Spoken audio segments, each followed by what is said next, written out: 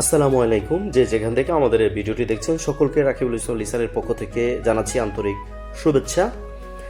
আজকে আমরা চলে এসেছি মিরপুর পল্লবী মেট্রো রেলের একেবারে নিকটস্থলে একটি রেস্টুরেন্টে, যেটা পুরো ভবনটা একেবারে রেস্টুরেন্ট, অ্যারাবিয়ান খ্যাপসা খাওয়ার জন্যে।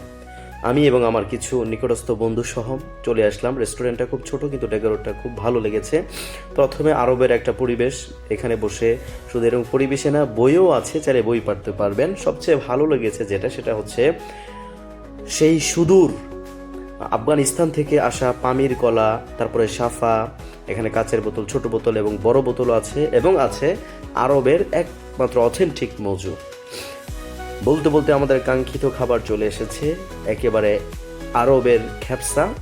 এটাতে চিকেন, পুরো একটা আস্ত চিকেন, তারপরে বিভিন্ন বাদাম এবং ভালো উন্নত মানের বাসমতি চাউল দিয়ে এটা রান্না করা, মশলাবিহীন।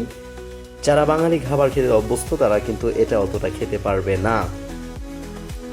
ফাইনালি খাবারটা শুরু করলাম এবং সাথে ছিল কিছু কোল্ড ড্রিঙ্কস। খাবারটা খেতে প্রথমে বিসমিল্লাহ বলে মুখে দিলাম, দেখলাম যে স্বাদ বাঙালিদের মতো না, কিন্তু যেটা খাচ্ছেন পুরোটাই পারফেক্ট এবং হেলদি একটা ফুড। তারপরে চিন্তা করলাম যে আফগানিস্তানের মুজাহিদের খাবার খাই, তাদের বানানো একেবারে অরিজিনাল ডালিমের রস সাফা। দুটো নিয়েছি, একটা নিয়েছি কাচের বোতলে, একটা নিয়েছি প্লাস্টিক বোতলে, সাথে ছিল অ্যারাবিয়ান মজু। মুখে দেওয়ার সাথে সাথে মনে হয়েছে সত্যিকারে একটি আনারের রস নিম দিয়ে গ্লাসে নিয়ে মুখে দিচ্ছি। একেবারে অরিজিনাল বলে কথা, মুজাহিদের হাতে জুস খেয়ে খুব ভালো লাগলো।